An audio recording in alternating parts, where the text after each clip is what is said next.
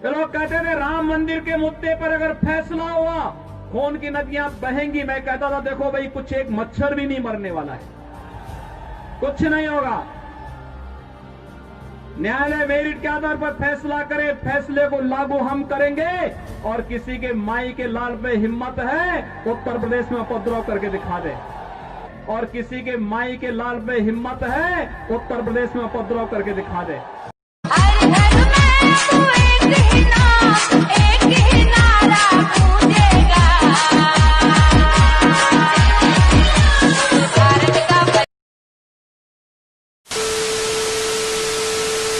कि मंदिर आप जरूर बनाइए अयोध्या में यदि आप चाहते हो, लेकिन आप कैसे कह सकते हैं कि मंदिर वहीं बनाएंगे? But I also believe that no good Hindu would have wanted to see that temple built by demolishing somebody else's place of worship. देश के आज दुनिया इतनी आगे बढ़ गई है, इतनी आगे बढ़ गई है।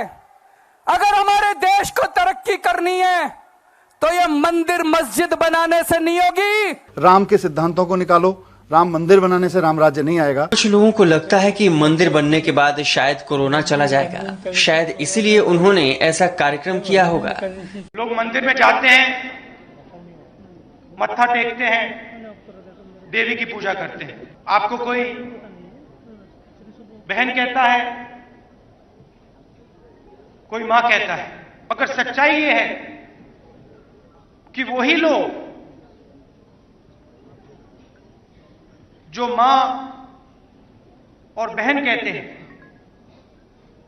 वही लोग आपको बस में छेड़ते हैं।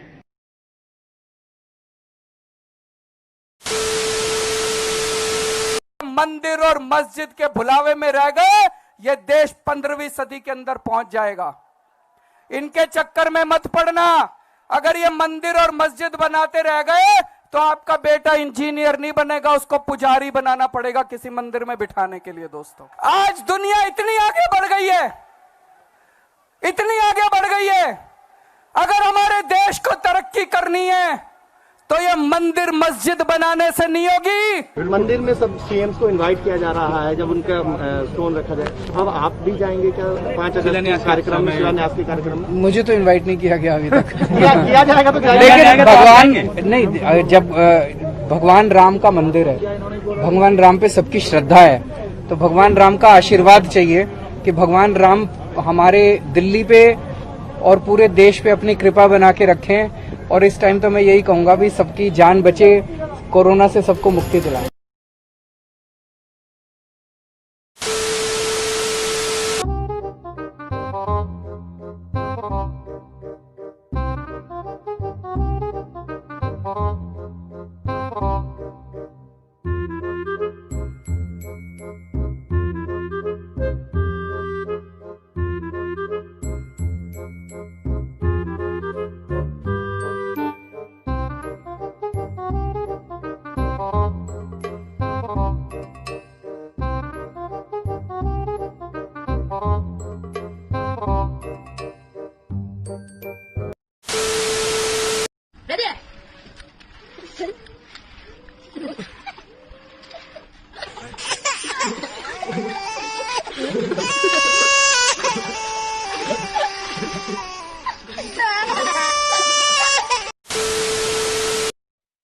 हिंदुस्तान के देशवासियों, आपका भविष्य नरेंद्र मोदी के हाथ में है।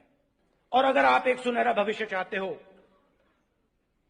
तो अपना वर्तमान समय नरेंद्र मोदी को दो। तो सवाल आएगा, स्क्रीन पर पहले आएगा नंबर 1। एंकर थोड़ा रुक कर पढ़ेगा ताकि म्यूजिक बज जाए और थोड़ा टाइम कट जाए।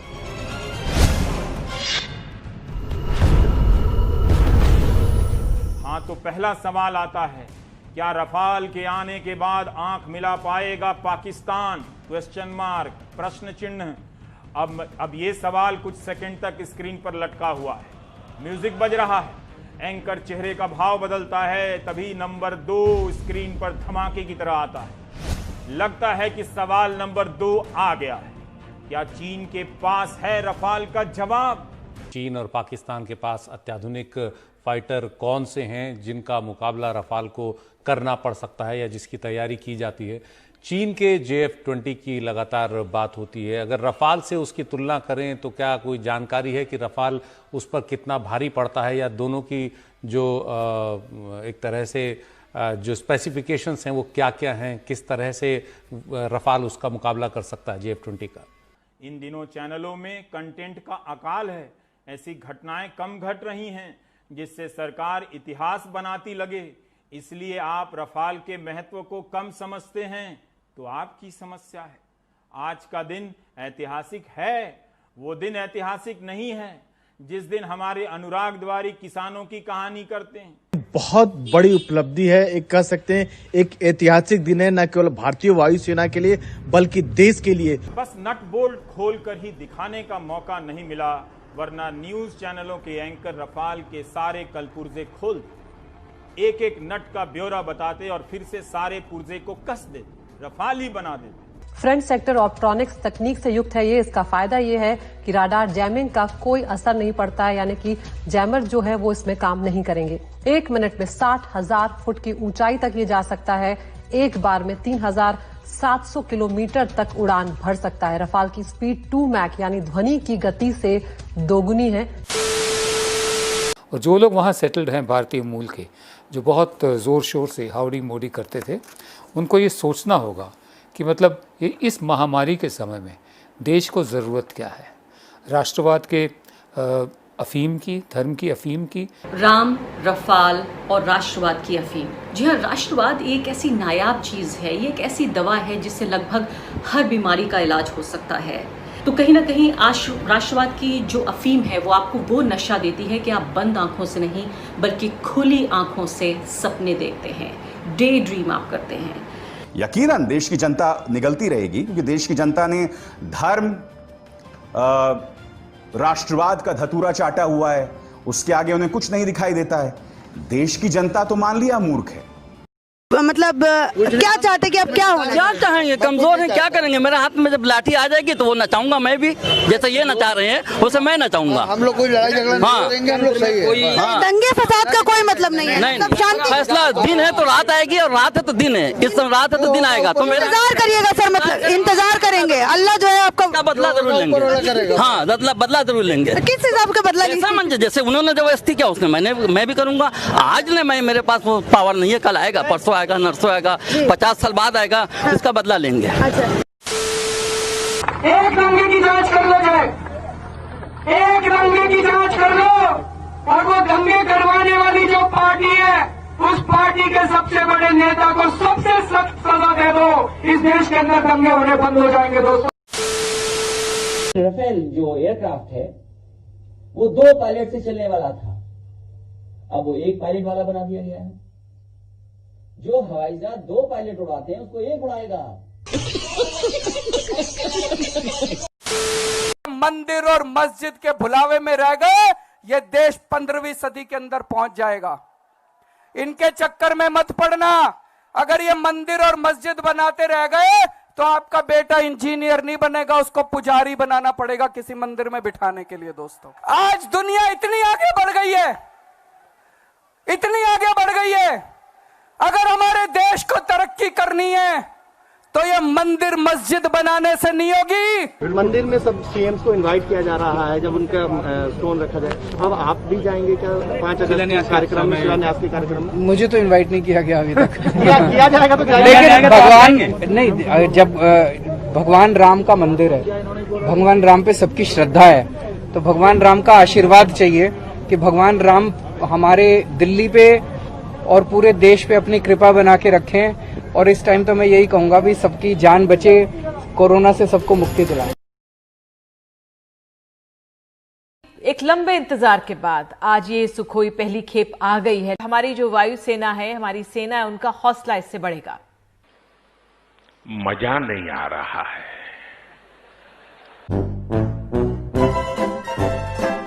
रुको जरा, सबर करो। जहां पर इस वक्त मैं मौजूद हूं राफेल के कॉकपिट में, यहां पर बैठ के एक अलग ही ताकत का अंदाजा होता है। वाह क्या सीन है।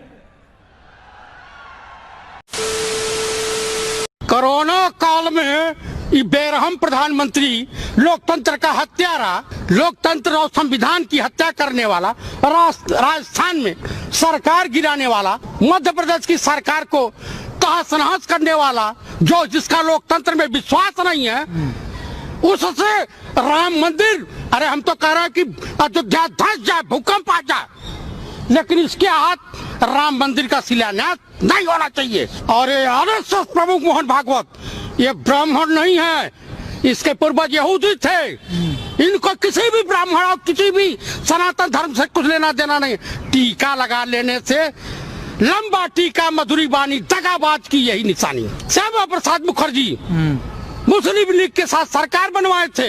आप लोग कह रहे हैं कि शिलान्यास कराने जा रहे हैं। मैं तो कह रहा हूँ कि हे परमात्मा, हे नारायण, अगर पृथ्वी पे है तो इसके हाथ से शिलान्यास होने से अच्छा है कि अयोध्या धंस जाए। आप राम मंदिर की जगह फैक्ट्री खोलवाते, विद्यालय खोलवाते, ये तमाम तरह की अर्थव्यवस्था।